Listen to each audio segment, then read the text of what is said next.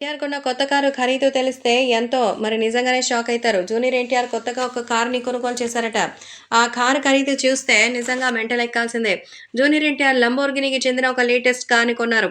ఈ graphite car ఖరీదు సుమారు 4,00,00,000కి పైమాటే ఉంటుంది. జూనియర్ ఎన్టీఆర్ కారు ఖరీదు చూసి మిగతా వాళ్ళు సైతం షాక్ అవుతున్నారు. కాబట్టి ఇప్పుడు సోషల్ మీడియాలో సైతం వీటికి సంబంధించిన విషయాలైతే ఎంతగానో వైరల్‌గా మారుతోంది. అలాగే అభిమానులు కూడా వీటి గురించి తెలిసి ఒక్కసారిగా అక్కడికొస్తున్నారట మిగతా కుటుంబ సభ్యులు.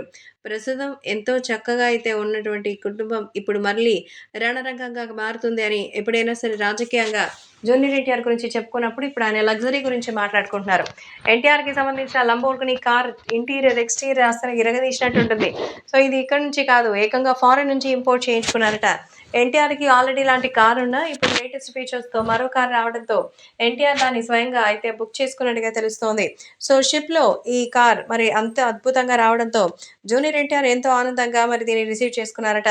సుమారు దీని ఇంటీరియర్ కోసమే మరో 2,00,00,000 కూడా ఖర్చు పెట్టబోతున్నారట తారక్.